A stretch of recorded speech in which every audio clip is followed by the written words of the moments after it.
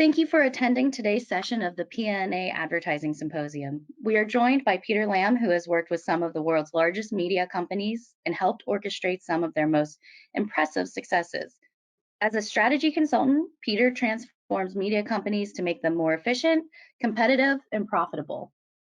Today, Peter will share the behaviors and tactics of successful sales reps worldwide. As we all know, this past year has turned our business upside down. It's really had to change the way that we do business.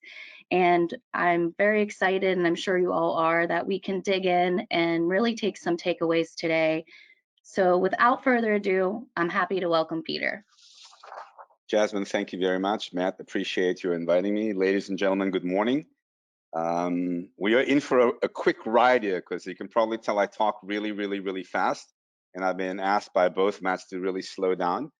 Let me give you a little bit of an origin of this presentation. The last major media conference we had before COVID was at Mega, which was in Fort Worth, February 2019. And my topic there was sales transformation. Look at some companies that really have done well in transforming the organization, their practices, et cetera, et cetera.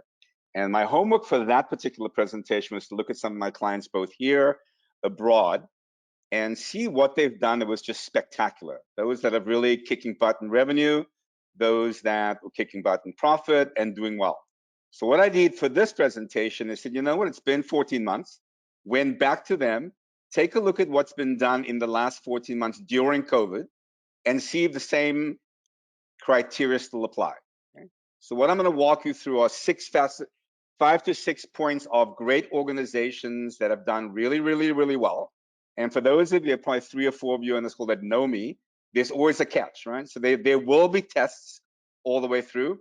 But the most important test I'd like you to do is, as I'm mentioning certain points, you should ask yourself, okay, on a scale of 0 to 10, where 0 we stink, 10 we're awesome, how do we rate?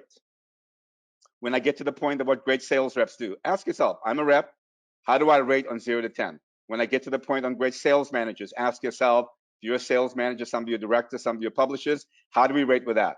When I get to the point and talk, especially when we talk about investment, how do we as an organization rate? And if you're a rep on this call, I urge you, this is the perfect opportunity to bug the crap out of your manager and director and say, hey, I heard this crazy guy with a funny accent talk.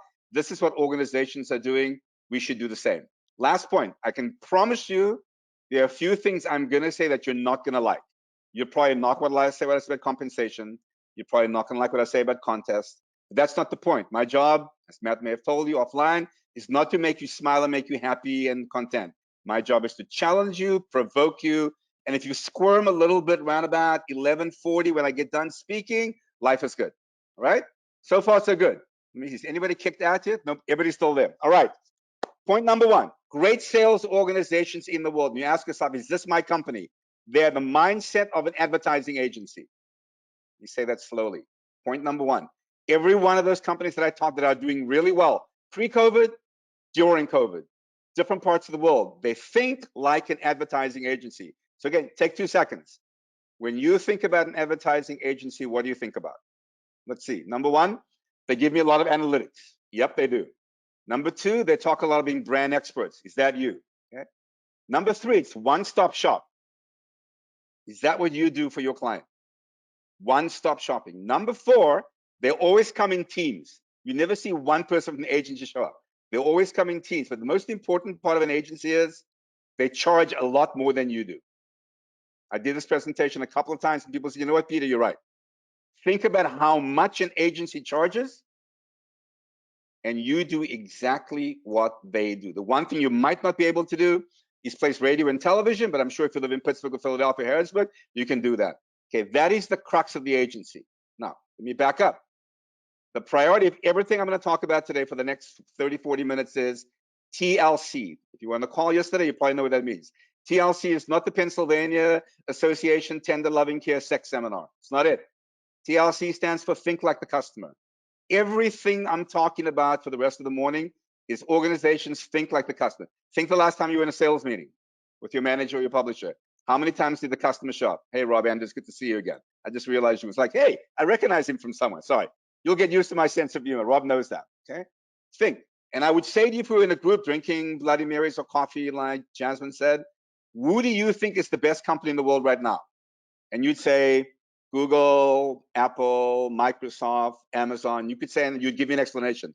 For the purposes of our conversation, the best company in the world is Amazon. But let me tell you why. Amazon has one simple philosophy. I'm going to say it slowly, and you have to ask yourself, is that what we do at the Pittsburgh City paper? Now that I know what your company is, Jasmine. Amazon says we start with the customer and we move backwards. Think about Amazon Prime. Think about all the things that Amazon has done. Is that what you, in our industry, are known for not doing that, right?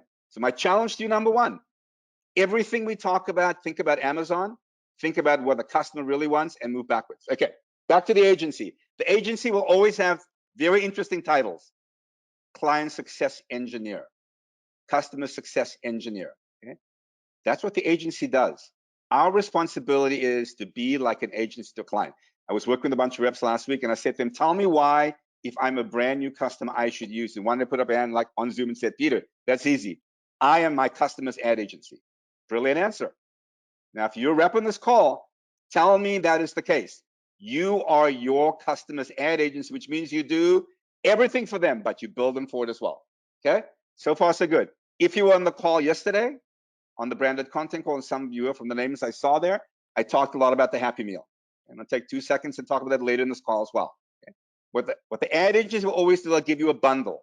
They'll give you a package. They'll give you some combinations like a Happy Meal. Okay? We need to do the same. The days of you giving a one-page ROP as the option doesn't exist. Those are gone, ladies and gentlemen. It's ROP, it's an insert, it's digital, it's social, it's an event. I can go on. It's taking all the assets you have and putting them into a Happy Meal. Okay?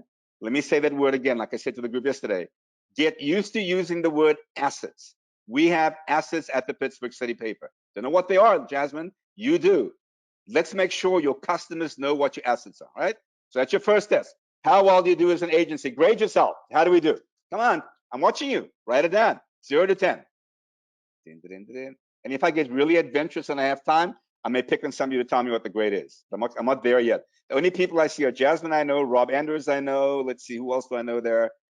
Diane McGee's not smiling, so I'm not going to pick on her. Brad Simpson, oh no, that's a scary thought. I may have to pick on him now that I know what you look like. All right, let's keep going. Number 2, the great companies in the world have a very specific methodology for new products. So think about it. Think about what new products you have launched since COVID started. And ask yourself, why were they successful? Just think about it. Is it because the customer requested them, like Amazon did? Or did your manager or publisher come to you and say, hey, John, we need $10,000 for this quarter. Let's launch a special section. 9 times out of 10, that's the way it is, right? The great companies focus on new products about, hey, let's go ahead with the customers. Let me give you some examples. Riches from niches. Never heard that saying? Write it down. We make riches from niches. The narrower the niche. Example, some of you use Pulse Research, you use different research companies. We all know one of the hot niches during COVID was pets. Another one of the hot niches was medical. I can go on and on and on. Okay, we try and find a niche and we capitalize on it. Number 2, okay, every time I do a manager session, I do what's called the $1 million idea. Let's talk about categories we can get $1 million for the next year. Every time I've done that, Europe, Asia, Africa, US, the top 4 categories are always the same. Always. Legal. Should I say any more? No. If you don't have any attorneys in your rep, shame on you. Shame on you. Medical. Okay. Tourism. Well, Peter, you don't understand, Peter. It's COVID. There's no tourism. That's crap. I live in West Palm Beach. You know what? The 2-hour drive staycation is hot right now. Airbnb changed their philosophy to get people like us to drive somewhere on vacation. It is if you've not done that special section for tourism locally, look at it. Last one is ethnic. Okay? Legal, medical, tourism, ethnic. I'm fortunate I get to work with one of your ethnic groups in Philadelphia, a company called Aldea, and I will tell you, they print money. Spanish publication. I've done a little bit of work with Word Radio.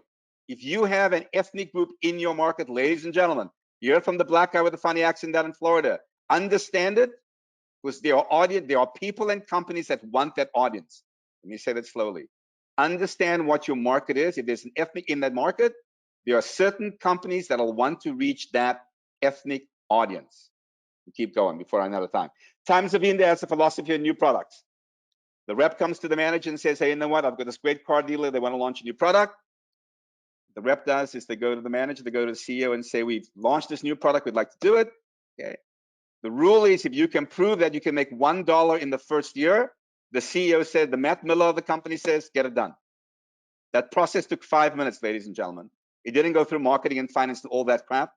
Customers said they wanted it. We did a quick P&L. We proved that's $1 we can make for the first year. Done. When's the last time we did that in our industry? I'm not going to pick on Pennsylvania or Michigan or any of the states in the US. When's the last time we've done that in our business? Again, remember what I said. This is not to make you smart. It's supposed to challenge you. Focus on categories that have high transaction value. If you move from Pittsburgh to Philadelphia these days, chances are the move would be $3,000 to $5,000. If you move to any major metropolitan city, it would be $7,000. When's the last time you focused on moving companies as a niche to focus on? High transaction value. Okay? Retirement homes in Seattle, $7,000 a month. Don't know what it is in Philly or Pittsburgh or Harrisburg. I'm sure it's close by. Okay? Think about those as niches where, ladies and gentlemen, when you understand ROI, it's a piece of cake. A $10,000 investment to get, you need 2 for the whole year to move to get the money. Focus on areas of high transaction value. Another one, passion projects. I don't know, I can't remember Rob Anderson well. If I think hard enough, I'll think what his passion was. Don't know Brad Simpson well, but let me tell you how it happens. You find your passion as a rep. Certain parts of the world, example, the UK would be cricket and cycling. Certain parts of the world, like Hungary, would be water polo. I don't know what it is, probably football in Pittsburgh. Find something that you're passionate about, and you go to Matt and say, you know what, Matt? I want to do a special section on my passion. And here's what Matt will say to you, do it. I'm watching your face, it's like a holy, yep, do it. If you're that passionate about cooking, gastronomy, cycling, football, something that you are passionate about, not what your boss is, what you are passionate about, you will drive that. And if you're passionate about it, guess what? You'll make it succeed, right? Think about last time I did this particular session, there was a group there, it's one of the islands, baseball was her passion. Guess what? They did a special section on baseball. Guess what? They made money because it was her passion and she drove it, and all the other reps did as well. Let me keep going. Usually in a group this size, I'm gonna get somebody say to me, Peter, that sounds interesting, what should I read? There's a book called The Lean Startup. L-E-A-N Startup by Eric Ries, R-E-I-S. Okay? If you want to get into the mindset of how to develop new products, and what I'm talking about here, get the book, read it. It'll change the way you think. And even if you're a rep on this call, it'll change the way you approach your customer. Remember, the goal here today, give you 1 or 2 or 3 tips to make you a better rep, sell more, make a lot more commission. Last one, before I move on. Actually, I have 2 more to move on. Many, many years ago, a company called WD-40, I think you all know what that is, did some research. And they said, let's find out what people like or do not like about our products.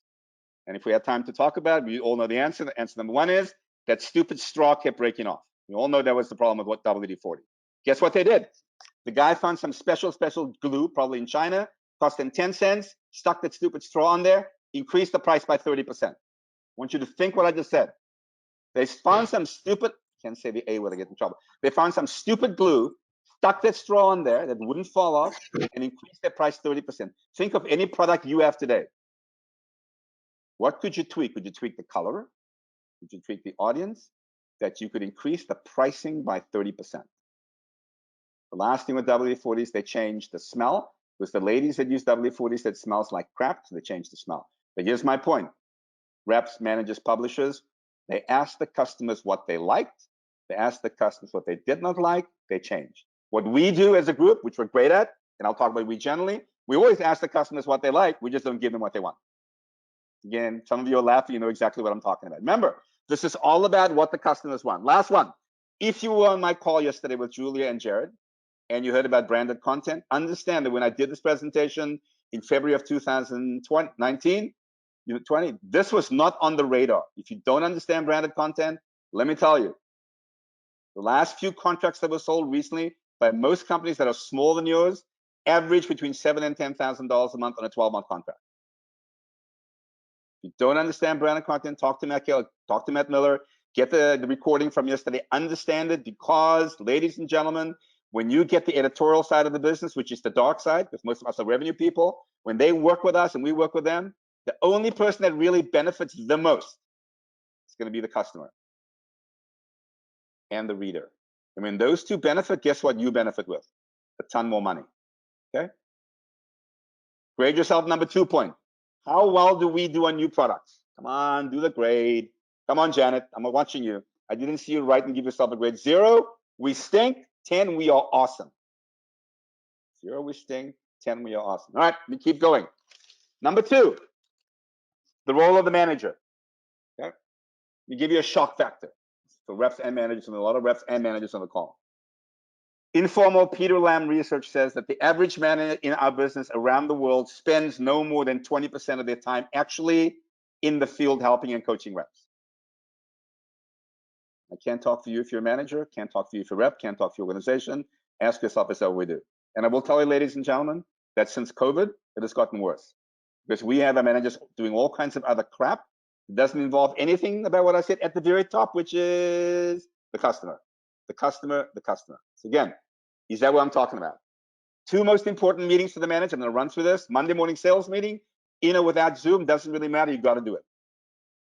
The second most important meeting is a one-on-one meeting with each rep. I'm fortunate that I'm working with 3 brand spanking new managers as we speak. I get to coach them every single week because the guy who's the VP and the CEO of the company is a little bit too busy doing other stuff. They're all 3 were great reps, and they all 3 are brand spanking new. And I explain to them, that one-on-one meeting is absolutely crucial, especially during COVID. Okay? Let me give you an example. Make sure I say this properly. Every 2 years, Google does a survey. They survey all employees, and they say to them, hey, why don't you grade your manager for us? Grade him. Every 2 years. And I'm fortunate once in a while I get to read the report. And let me tell you what it says. Okay? I'm slowing down. The best managers in Google, the best managers, this is what they do. They are good coaches. Number 1. Ask yourself, if you're a coach, if you're a manager on this call, is that me? If you're a rep on the call, again, you have carte blanche to go. The black guy with the funny accent said that. You can go talk to your manager afterwards. If you work for Matt Miller, you can definitely go talk to him. Number 2, the great set managers do not micromanage. They empower their team. Translation into Miami and Pennsylvania English, they're not anal and bug the crap out of the reps. They actually empower them. Great ones. But let me tell you the last one, which is probably very important given COVID. Expresses interest in and concern for team member success and well-being. Expresses interest and concern. You're managing this call? When's the last time you just didn't bug the crap out of the rep about their numbers? Why they're making 20 calls a day? When's the last time you actually took the time to express concern? How's your family? Anybody test positive? How you doing? Okay. Do you know there are certain companies right now in the world that are telling the employees, you know what, Brad? You're working too damn hard because you're working from home, take the day off. Just take it off. I'm worried about you. A lot of companies are doing that. Am I saying you should do it? Nope. I don't know your situation. But if you're a sales manager on this call, I'm asking you again, think about, that's Google saying, express concern, ask them, as opposed to bug them. All right, we keep going. I'm running out of time. Recent survey, 2 years. Good time. 1,000 sales reps around the world. We're given the choice. What would you rather have, Jane? Would you rather have a base and a commission increase, or would you have a new manager? Anybody know the answer? 70% said, I want a new manager. You guys are laughing. You guys are like, oh, I've heard that before. Either you've heard that before, you're thinking about your manager, or you are a manager. Again, my job is not to go ahead and make you smile. Okay, you have to think. If you're a manager, is that you? If you're a rep, is that you? 70% said, I do want a different manager. All the research shows reps leave early because the manager doesn't coach them. Let me keep going. I'm going to talk about the job, okay? The key role for a manager, in my opinion, is to find teaching. This for me is a teaching moment, okay? When you're a Matt, I think Rob Anderson said me, I know that Matt Miller said, every time you with rep, it is the ability to teach them something. I teach those new managers I'm talking to that when they're dealing with the Matt Miller of the company, always find a question to ask them about something. Hey, Matt, you know what? I ran into a situation with a customer. They don't really like blah, blah, blah. What do you think? Matt will always find the time, if you're Matt's team, to find the moment to teach you. And again, I urge you, if you're a manager on this call, get that environment for your reps as well. All right, keep moving. I want to run out of time. Let's get to the reps. Let me give you another shock factor. Average sales rep in the world. Peter Lamb informal survey.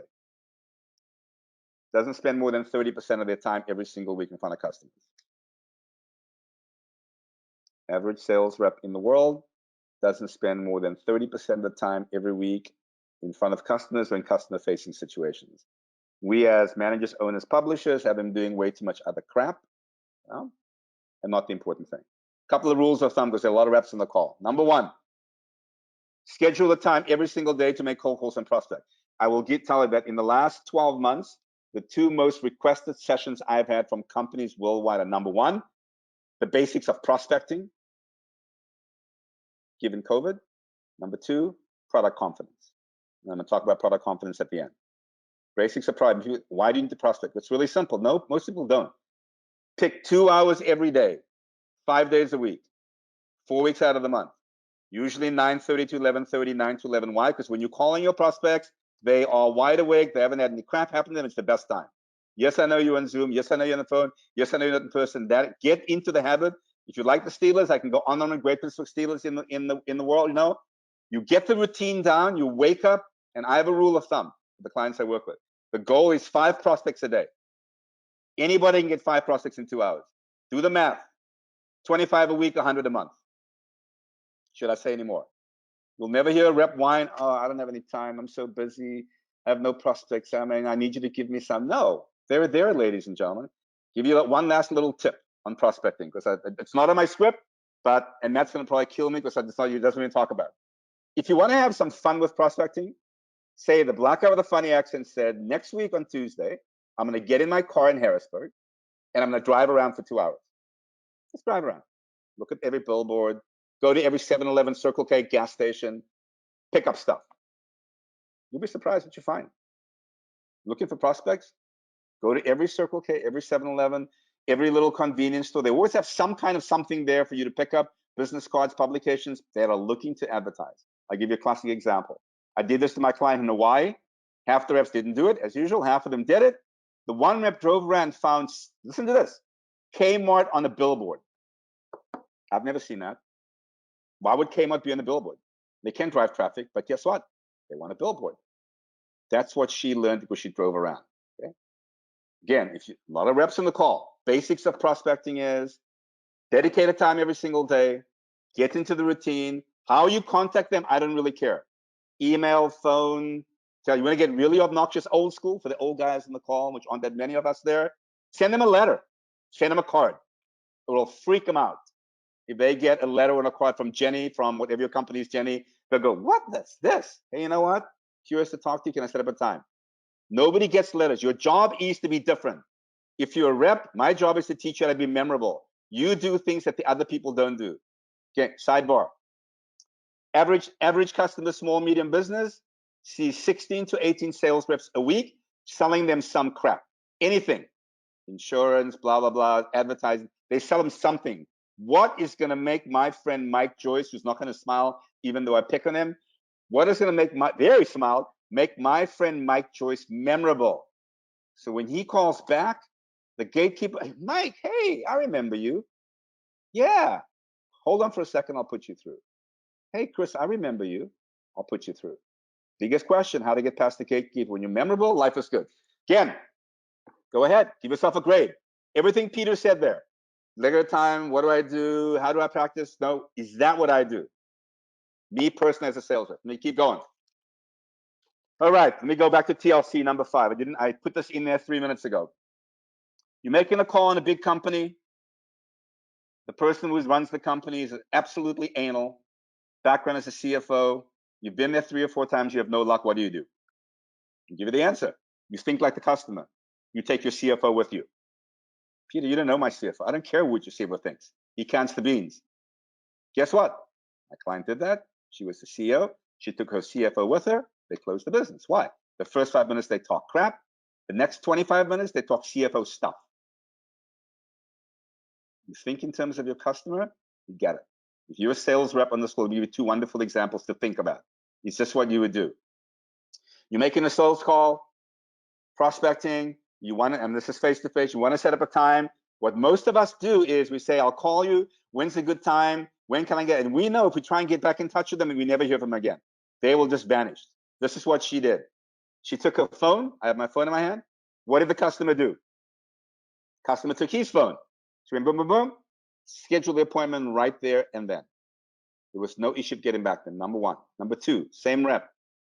Lives in a city called West Kelowna, was making calls in the whole area, realized that half the people there brought their pets to work, their dogs. What did she do the next day? Janet, you know? What's the answer, Janet? Are you on mute? Let me give you the answer. Every call she made, she had a bag of dog treats. She got to know the dog's name, got to know dog treats. Did she get a lot of business? Hell yeah.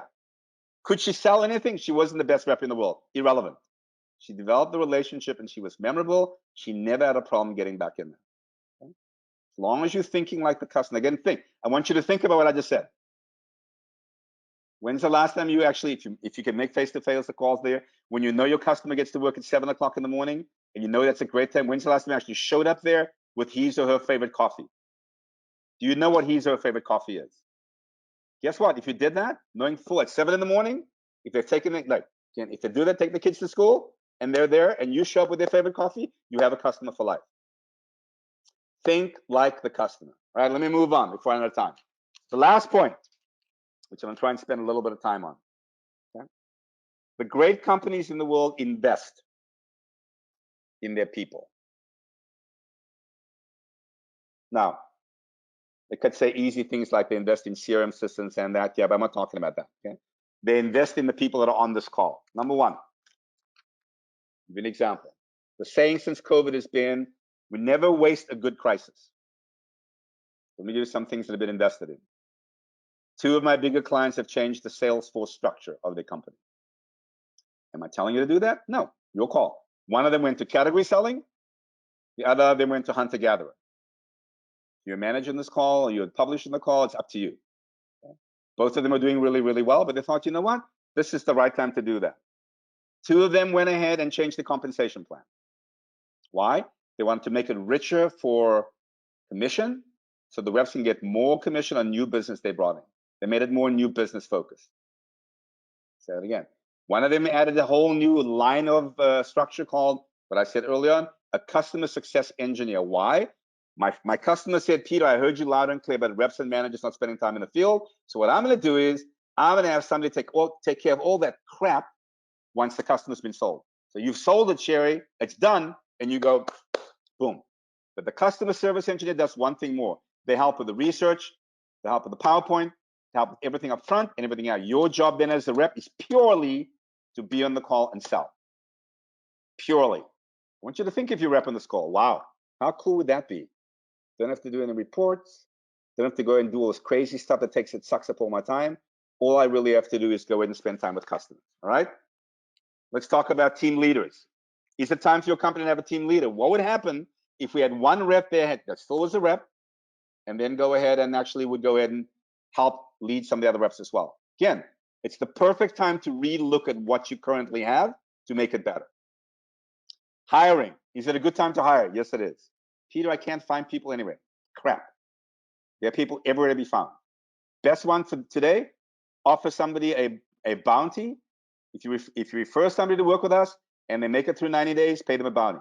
Don't be a scrimp and give them $250, give them $3,000. Why? When we have open territory, we know how much it costs you. And here's where it gets good for the reps. They have invested in onboarding, conversations like this, lots of time onboarding, lots of time with the Matt Millers of the world getting involved in teaching to make them better. Research.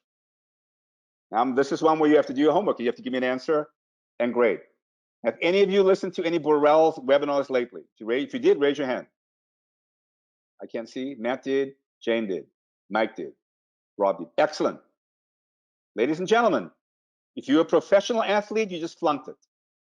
Professional athletes, I always remember, Kevin Garnett, if you'd like the Celtics, which I don't, many, many years ago when they were getting the butt kicked by the Heat, which I love, he said, I am a professional. I work at my craft. If you work at your craft, you spend some time looking at Burrell. If you have access to Pulse, look at Pulse. There are multiple platforms out there now to make you better, to give you information to get you better. Training. Let me slow down. Product confidence. if we had more time, I'd say to you, you know what, Sherry, tell me why customers should use you. It's one of the things Matt asked me to talk about message. How do you give a strong message? Listen to my voice. What most reps will say, I can read it from what the reps have told me. We have a lot of great circulation. Yeah.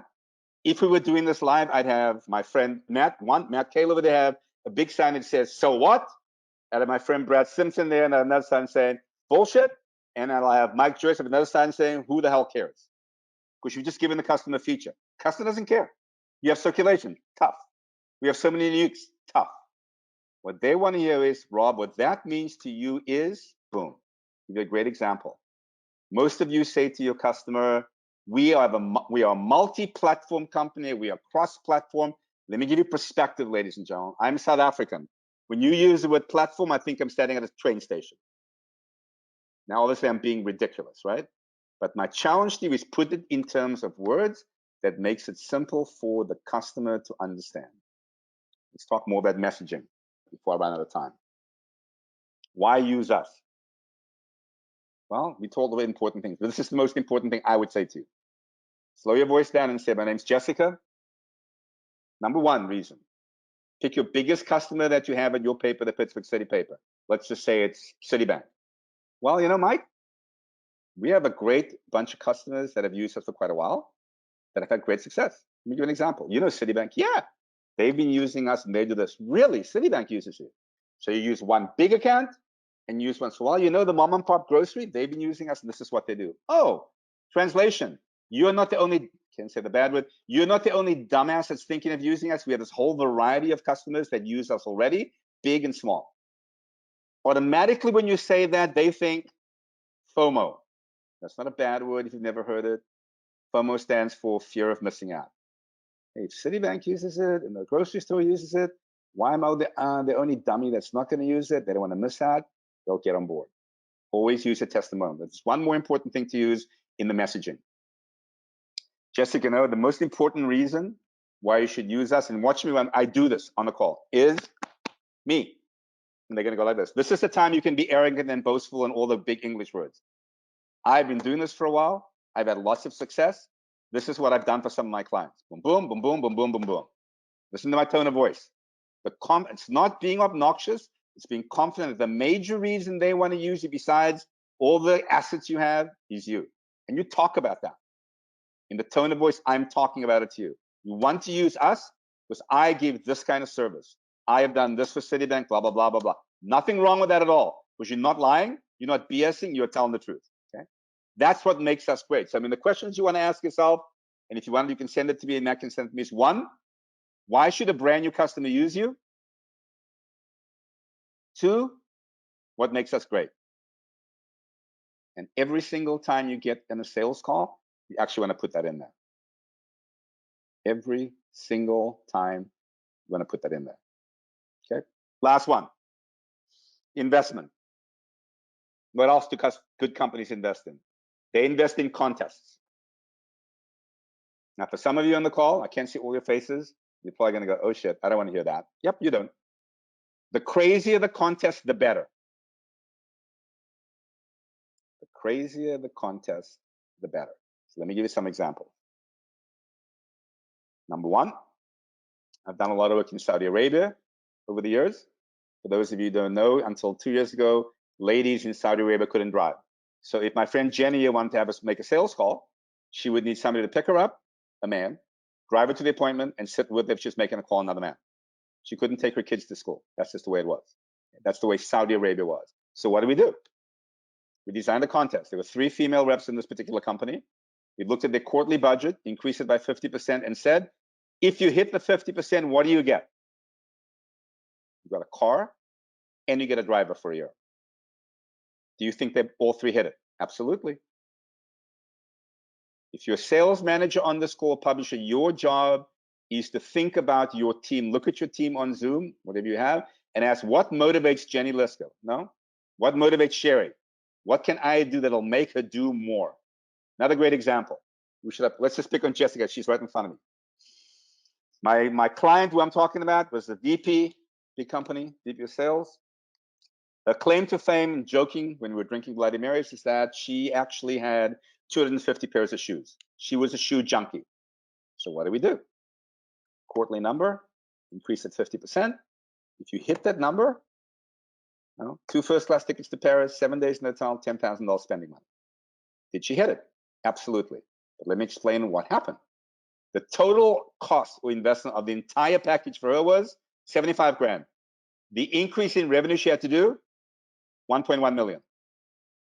For those of you that are anal on the call, it's a beautiful ROI. A lot of times I work with call centers. A lot of the call centers are ladies that are, some of them single moms of small kids. What do? The contest is you hit that number, you go to Disney World for a week with your kids, all expenses paid on all the rides. Every time we do it, they hit the number. My challenge to you is, and your company, and so you're a rep, say to me, you know what? I'd like to go fishing. Great. Here's the number. 2 tickets, go to Alaska, go fishing for a week. That's investment. What I said, the last topic is investment. Last one. You want to get really, really fun with this? Change the criteria for the contest. It's not the best rep or the one with the most revenue. Sometimes it's the one with the most new accounts. Sometimes it's the one with the most revenue per account. Change it up so the same person doesn't win all the time. And again, if I knew a lot of you on the call, what I would say, I'm looking at Mike. I said, Mike, you know what? I know that you and Rob are in different markets. Hell, you want to learn and get better? Challenge each other. Challenge your teams. Challenge each other. For the month of May, the team that gets the most blah blah blah blah blah wins. The loser has to wash all their cars in the middle of winter. The loser has to cook dinner for them. Whatever. The crazier, the better. And ladies and gentlemen, given the can't say that the stuff we've been through for the past year, the crazier the contest, the better. Okay? Give you one last one to make you think about. And I can't pick on now. This was Miami many years ago. Having a problem with the manager is a little bit of a pain in the ass. It's a little bit anal. And the rep said, hey, you know what?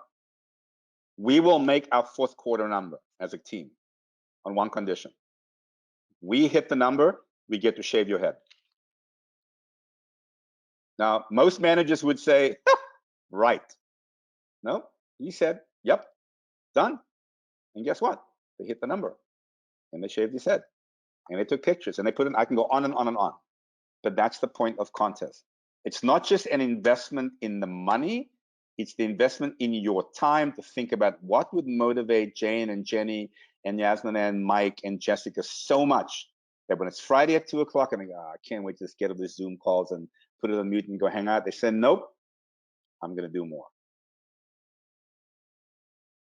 Contest. Okay. Am I done with that one? Last one. Let me wrap up. We'll open for questions. It's called the 3 A's, right? That's your example, my last test for you. The 3 A's. A number 1 stands for the advertiser. A number 2 stands for the audience.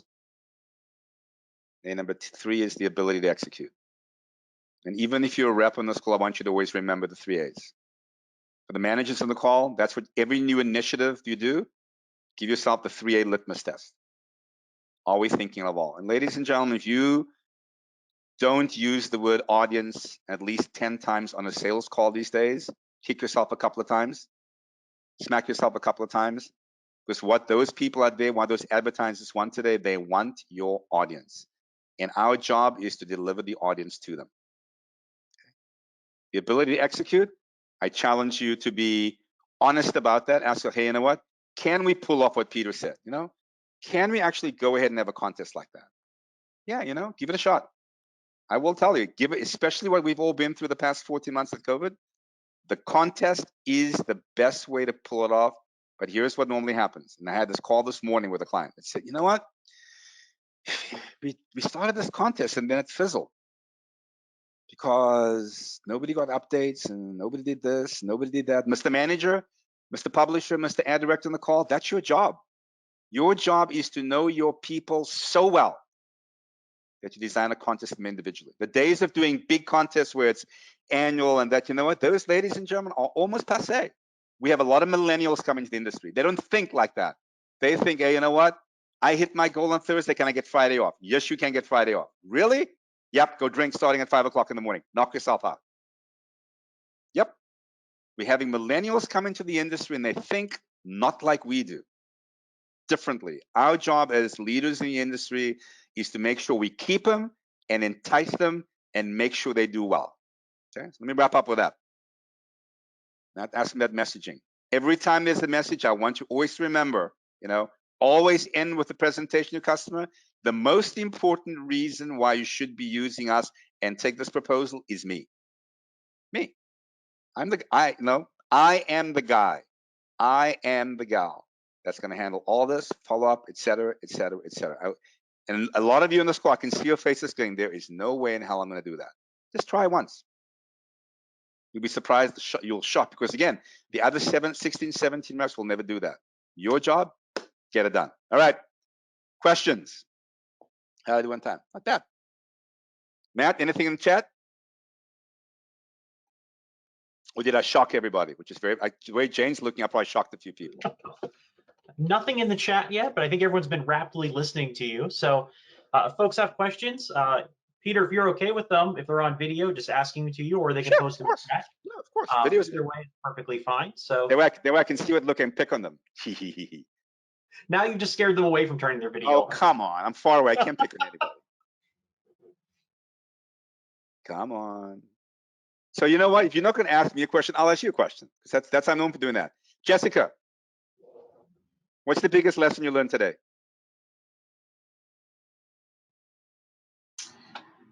Me, Jessica, or are there other Jessicas?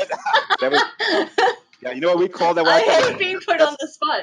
That's called dance Jessica dance. That was good. But Go ahead. I actually took a lot of notes. I got a lot out of it. But coach, empower, express interest and concern, riches for niches, and talk. Sell myself too. I've done some stuff. Good. You know what? let me just use this as a teacher. Let me tell you what Jessica just did. I'm hoping she did it intentionally. Maybe she didn't. I asked the question, which the customers will do. And what she did, she technically paraphrased my question, giving her some time to think about the answer. Ladies and gentlemen, that's what great reps do, right? Great reps are always like a duck. Cool, calm, and collected on top. Paddling like, I can't say the word at the bottom. Rob's laughing, he knows the word. Paddling at the bottom. Customer asks you a tough question. So Mike, what you're asking me is blah, blah, blah, blah, blah, blah, blah, blah, blah. While you're repeating that, you're going, how am I going to answer this? So well done, Jessica. Good job. Jenny, biggest lesson learned today? I think the agency mindset. I provide a lot of data to folks who advertise with us, but it's really gotten me to think, how can I take that to the next level in acting like an agency for my customers? Excellent. Mr. Simpson? Peter, we did have a question come in. That just references to Jenny's. How do you recommend media companies use data as a sales tool? Ooh, that's a great question. I think, if I think a lot of you use Pulse up in Pennsylvania, they use Pulse. The less data, the better. Personal opinion. Okay.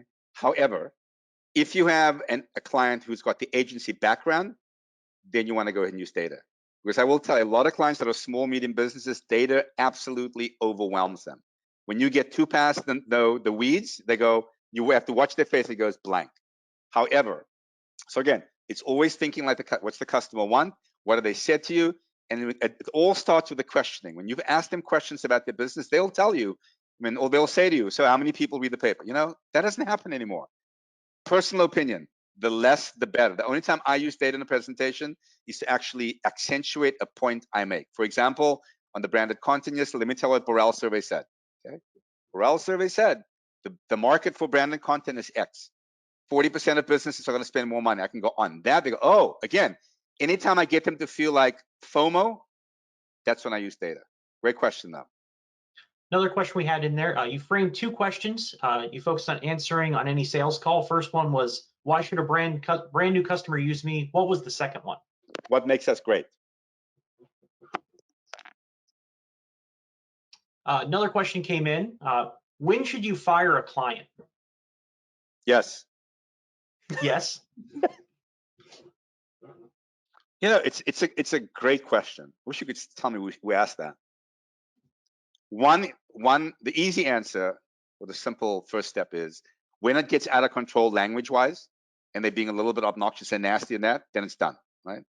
When the investment of time you're giving them is not worth the return, then you're done. And you'll know. I mean, again, I give you the rule of thumb. If you've been selling for more than a year, your gut will say to you, you know what? This is not worth the time of investing. Move on. I can take the same amount of time. If they keep calling you, and one of the managers I'm dealing with in Toronto, same thing. Constant. If the constant calling you, hour and a half conversations, you know what? It's not worth it. You will know in your gut when it's not enough. Time to move on. Good question. Let me think about another answer for it. Brad, anybody else? Ben, I was just going to say, sorry, man. I mean, I was just going to notate. I mean, I thought your examples with the customer with the 7 a.m. coffee and then also the dog treats were noteworthy, especially I could probably speak for everybody on this call that, you know, the COVID schedules are so crazy right now. And sometimes you're in early, sometimes you're in late, that would differentiate yourself. And then, you know, just from a manager perspective, I mean, asking about, you know, the individuals that report up to you and, you know, how they do in this crazy time, you know, anybody positive, you know, take off, you know, do what you need to do. Those are the two key points. I mean, in addition to everything else you mentioned on the call. Yeah, a lot of you, again, on the call are reps. I mean, let me give you some advice without getting myself in trouble. I went through a lot in 45 minutes. As Rob Anders knows, I mean, that's probably a day's worth of information I went through. I challenge you to review it, and I challenge you to schedule a time to talk to your manager. Say, you know what? Let me tell you what I learned. Let me tell you what I have to work on. Let me tell you what I have to get better on. But very importantly, let me tell you what I need your help on. Great. If you look at my notes here, great sales reps in the world always ask for help. They never think they've arrived. Great sales reps in the world always ask for help. They never believe they've arrived because products are changing, technology is changing, customer tastes are changing. I mean, everything's changing. So they know they always constantly have to get more education to get better. If you're a manager on this call, you know, let me say this politely, it is hard to educate your team when you yourself are not educating yourself. I'm not going to say the last words because they'll be really rude. It's hard to educate your team if you're not educating yourself as well. And again, I challenge you. You're a manager, supervisor, ad director, publisher, CEO, owner. Now is the time to build up time to get better, because we all know, you know, the advertising is coming back. It's going to come back in droves soon, probably around back to school. And we have to be ready, and I challenge your organization to be ready for it too. Peter, question coming in here. You mentioned that the mandatory meetings that should be there is that Monday meeting and then an individual one-to-one call. How many ride-alongs do you recommend managers go on with their reps? Good question. If you are in non-COVID times, and depending where you are, and you can actually have calls, the manager should be spending at least 60% of the time in the field, period. Now, if you're a Matt Miller or Brad Simpson and you're a senior exec, that probably means you have to change the way you look at life in terms of the team that works for you, get rid of all that crappy reports they have to do. But what normally happens is the rep says to the manager, I want you to come in elephant hunt. No, riding in the field is, we go from 9 to 12. I'm going to spend the time in the field on every single call. We're going to make 25 calls. I'm going to coach you. That's a field ride. Hard to do in COVID times, but you know what? There's no reason why you can't jump in that Zoom call as well and see what the rep is saying. Because your job there is to coach them to get better. Great question, Matt. Another one came in. What's your feeling on call blitzes? Yes. But with one criteria, okay? There's got to be a contest. Always in the morning, put them in teams, you know, let them compete with each other, you know, then the loser does something to the winner, cooks, like I said, cooks some dinner, washes the, whatever. Always in teams. Again, the crazier, the better. For some of you that I know a few of in this call, you got to just think a little bit outside the box. What could be the craziest, I wish I could ask, the craziest contest you've ever seen, and just do it. Do it for the month of May. Can't hurt. Going once, going twice. Sherry, any good Peter, lessons? how about we give you? Hey, Peter, it's Matt Miller. Could I ask you a question real quick? No. Yes. So how about we offer, or we give you a little bit of homework here. Why don't you send us the craziest contest that you think that we should do for the month of May? For whom? For the whole group or for you? Yeah, for the whole group. Like, come up with like 2 to 3 ideas. Like, who knows? Maybe somebody will even hire you to help facilitate it. You know? Matt Maloney pays me in wine. That's the scary thing about this. Actually, you know what, Matt? That's actually really good. That's a great thought. I will do that. Let's see. You hit the number, you shave Matt Miller's head. That sound good?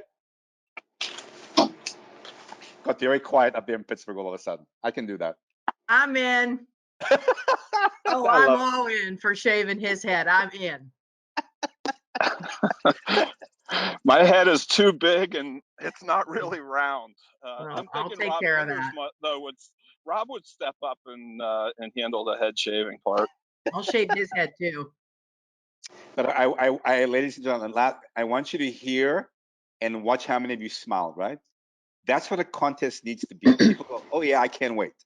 And I will tell you, I guarantee the last 3 or 4 contests, the reps play, man, oh shit, here we go again. Here we go again, same stuff, the same person's gonna win. That's not the role of the contest. The role of the contest is to get them excited about doing more and a good reason to do more, whatever that might be.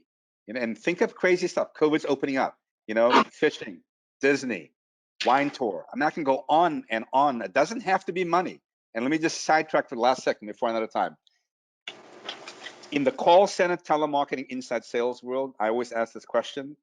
I say, what are the 3 biggest motivators for contests for call centers? And the answer is never money, ladies and gentlemen.